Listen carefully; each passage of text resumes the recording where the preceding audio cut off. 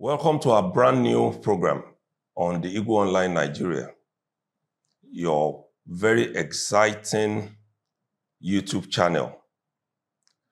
We are bringing you this program we have titled on a general note as the Elders Corner. This is meant for people who are grown in age. We won't begin with 60 or 65, but we'll say people are over 50. Because what we'll be discussing are things that will help you to, at that age, begin to prepare for your retirement from very active work, because there's no one who will not work until death, and also let you know the things that you need to do, especially before retirement, so that you can enjoy your old age. My name is Dotun Oladipo. I am the publisher of the Eagle Online and the collaborator with the Eagle Online Nigeria YouTube channel. Today, we'll be discussing issues around retirement in what I've decided to call life after retirement. But we are going to start from those things that you must do before you even retire. They are quite germane and important, but these are issues which a lot of people do not pay attention to because they believe that retirement is always something that is far-fetched. Not even these days when governments, both at the federal and state levels, are changing the dates, the years of retirement. Some now, including lecturers and judges, now have up to 70 years to retire from service. The same thing is being done in some of the military and paramilitary services. This has been subject to a lot of debate, but for us here, that is not the focus. The focus here for today's edition will be planning for life after retirement. Some people, especially those who work in government, ministries, departments, and agencies, do not start preparing for retirement until they are notified and told that they should go for one course or the other to prepare for their exit. This is a very wrong step to take. It's easier said than done when you want to prepare for retirement, thinking that a year can do it. No, it can't. Indeed, you have to start preparing for retirement the day you get a job. And you'll see why as we go ahead. First step is that as soon as you get your job, you should start setting money aside for the day you are going to leave that job. Government has made it, and companies also, they have made it easier for those in paid employment through the pension scheme that has been put in place. That pension scheme enables you to save some of your earnings, with the government and employers in the private sector also adding theirs. We are going to bring an expert to talk to us on this in the course of this our discussion over time, so that people can have an idea of what it really takes to set money aside, how to do it, even beyond what the government is helping individuals to do through the Pension Commission. This is a major issue for a lot of people, because at retirement, you then find out that even what you have saved amounts to virtually nothing, not even in a country with a dwindling economy. A lot of people who have relied heavily in the past on their retirement benefits, they found out that it has little or no value And as such, there is always the agitation for increment, for payment on time, and the fact that they also need support because these savings now amount to very little, very, very little. And that is where a lot of people get it all wrong because they believe when I retire, there's something already set aside for me.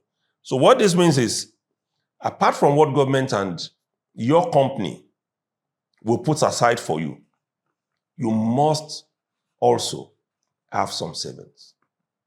Savings not necessarily cash.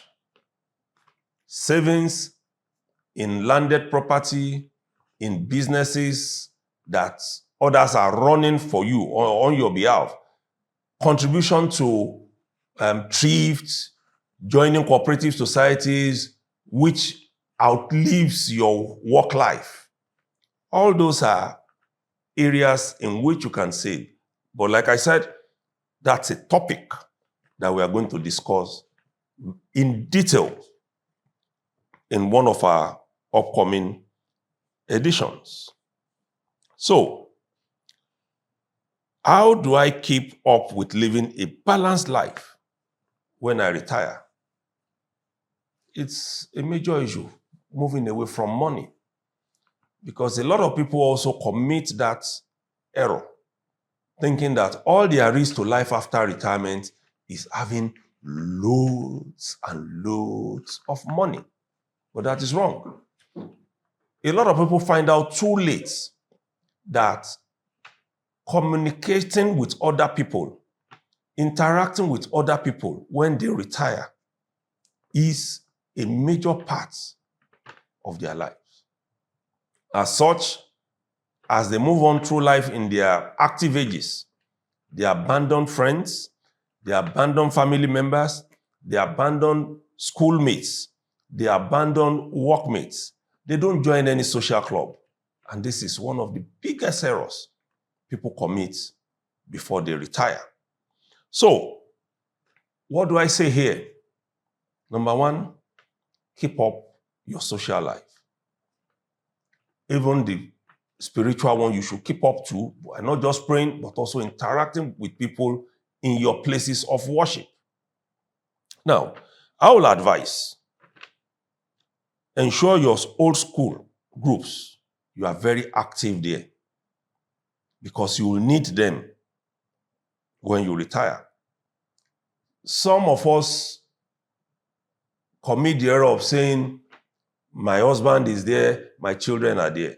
Let's first correct that error of the children being there. The Gen Zs these days want their spaces. And we have seen that the way they are, some of the things that have happened in the country.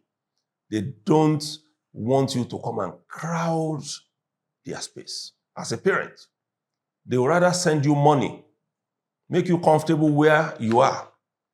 So, as a parent, don't depend on them. Ensure you keep up with your school groups, be in social clubs, and as retirees, you can then look for groups where you can belong. For instance, in Lagos, I know of what they call a senior citizens club, which is operating effectively on WhatsApp. That club is headed by Amos Johnson. If you need more information on that, please do reach out and we'll provide you with details of how to get into that club. It's important that we have people who can help us to lengthen our lives, people we can always reach out to, we can hang out with. Even for those who are still alive as couple, it's important that both of you also belong to clubs and groups where it won't just be only the two of you just going all around alone. And in the event that one partner leaves while all of this is going on, you still have people you can lean on. Don't be a loner in this journey to retirement. Let me also say that the federal government has also created an agency that is meant for retirees. It is called the National Senior Citizens Center. It is focused on those who are aging and older persons. That center is meant for people who are 60 years and above. And what do they do there? It's a whole lot. Though we've not had the opportunity of fully interacting with those who are running the place, which we are going to do as we go on in subsequent editions. But that center was established pursuant to the National Citizens Center Act 2017, with a mandate to identify the needs of senior citizens and to cater for them. It is the first distinct national corporate body with focus on social inclusion of senior citizens in sustainable development and the improvement of the quality of their living and well-being for self-fulfillment. Mandate: identify the needs, training, and opportunities for senior citizens. Initiate, develop, and implement productive activities and work schemes for senior citizens in order to provide income or otherwise supplement their earnings. It's also meant to promote and maintain linkages with state and local government services, facilities, professional advice services, and training. It is also meant to identify the needs, on and on. But what are their priority areas? Which is where my interest is. One, income security. We can't run away from the fact that the elderly, they need income security. So what does the center do? It will reduce poverty and vulnerability of these senior citizens by creating opportunities for engagement in livelihood programs and public work schemes for income. B, accelerate inclusion of poor and vulnerable senior citizens in national and state social safety net programs. It is also to accelerate inclusion of senior citizens in national social investment programs. It is also to promote, that's number 2 now, promote health and well-being. Under that, you have facilitating increased access to quality, affordable, appropriate, and acceptable health and social care for senior citizens at all levels. Accelerate senior citizen social inclusion, participation, and social connections through active senior centers. Number 3, it is also to engage the senior citizens and their capabilities.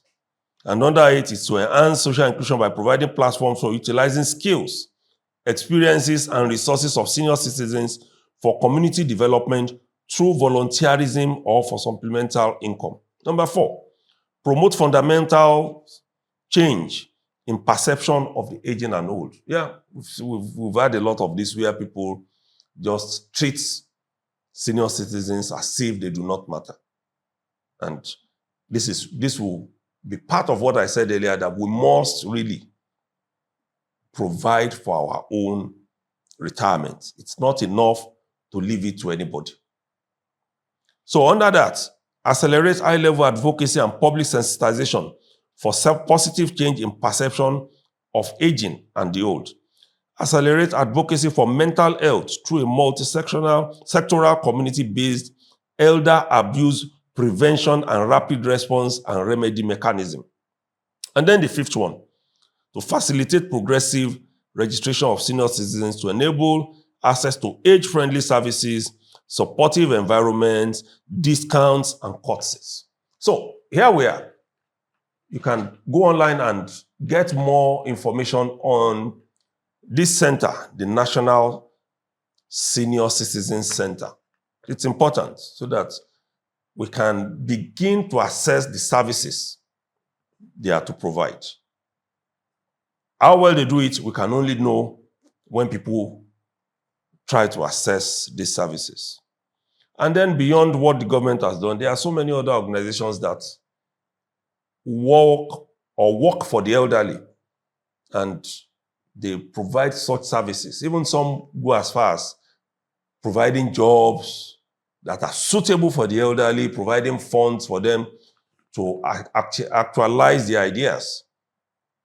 We will bring you more details on this in subsequent editions. And then one of the things I've noted here, and which I spoke about briefly as we started, those who are aging should stop this notion that they can depend on their children for handouts or for governments or their private sector employers in their old age. That era is gone in Nigeria.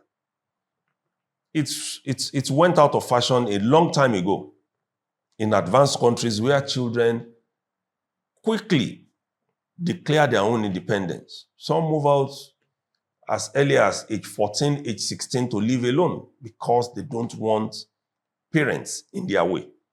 So as you age in life, create your own platform for survival outside of your children. Just like I advised that you should create your own platforms of survival outside of the token that the government will be paying you or your former employers as government, because in the private sector, it's a one and for all payment. Once you are gone, if you have savings with the PFAs, then good enough. But even the PFAs, we are still going to talk about as we go.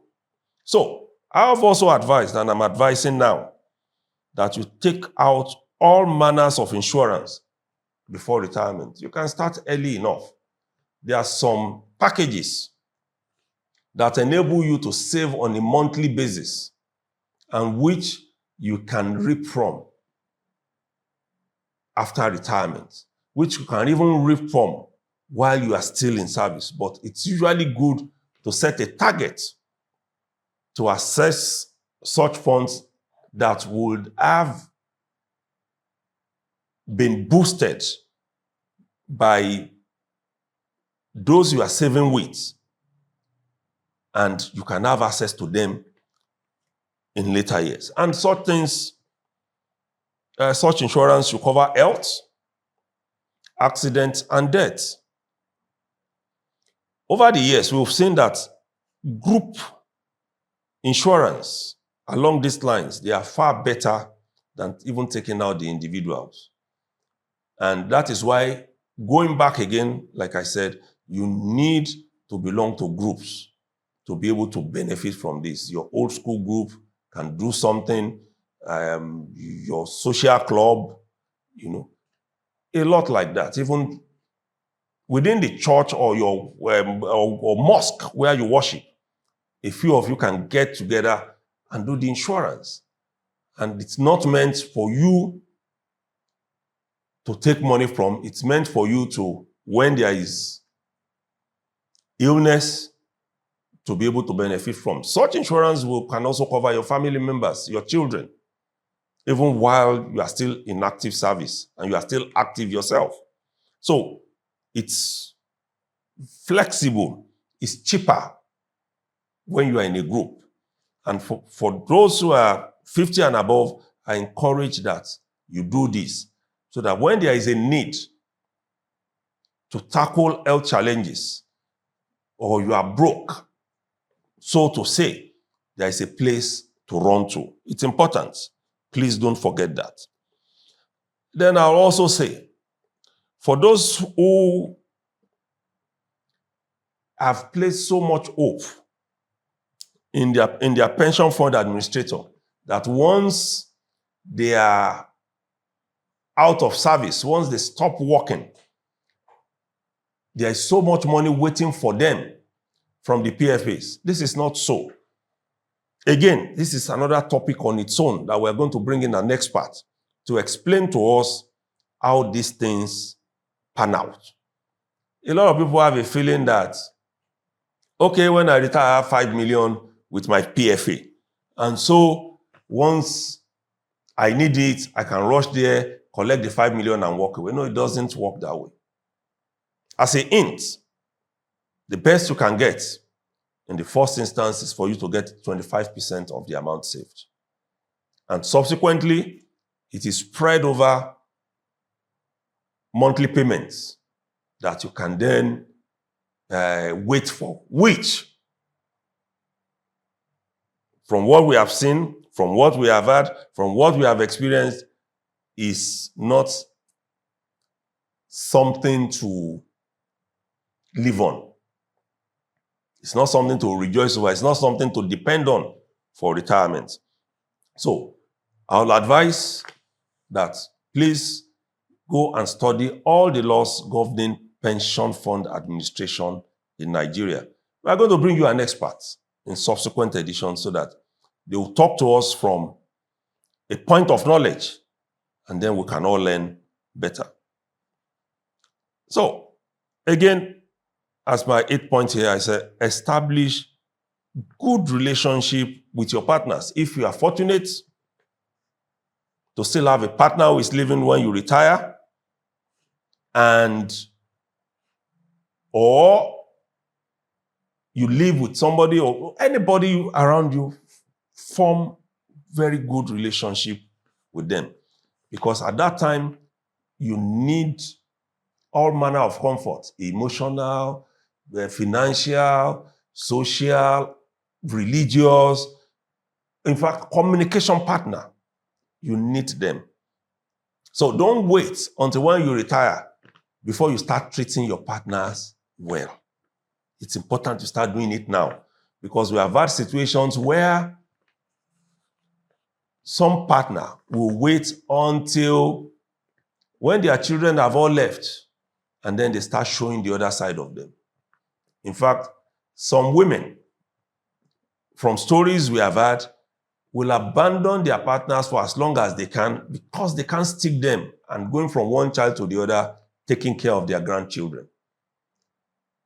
Yet, we have seen some partners who have had good relationship, and the woman will say, no, I'm not coming to take care of any child. I have my husband to take care of. So, advice, make sure you start living harmoniously with your partner.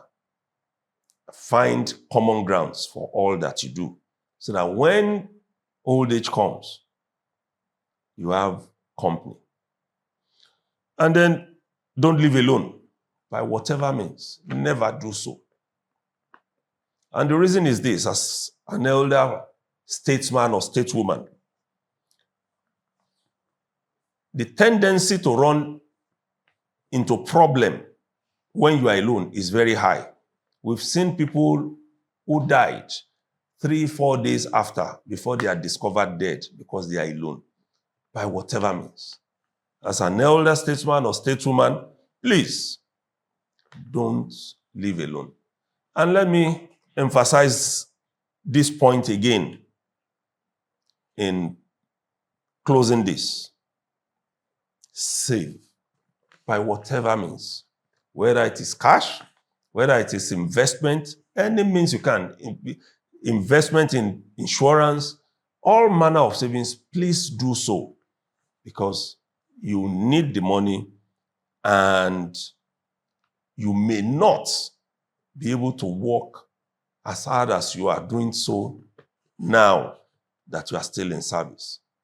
In fact, it is even not possible to put in the same energy into whatever you are doing once you clock 50 and above, compared to when you were between 25 and say 45. We'll add to it in our next edition, which will be coming up next week. Those things that, or food, let me put it, food, fruits, and all the rest that you are supposed to take in preparing yourself for old age, and in order to ensure that your health is sustained on a quality basis. So, welcome to this brand new program, the Elders Corner, like we have titled it. We'll be reaching you every week with different topics, and we also hope to engage you. If you reach us on topics you want us to discuss, or if you have burning issues you want to discuss with us, our studio is opened, and we are willing to entertain people who have quality contributions to make so that the elderly can live quality life. My name is Dr. Oladipo once again. Don't forget that we depend on you to also encourage us in this journey. Please share this video, click the like button, and subscribe to our YouTube channel. Until we see next week, bye to our elderly citizens, and bye to our younger generations who are preparing to step into the elderly role.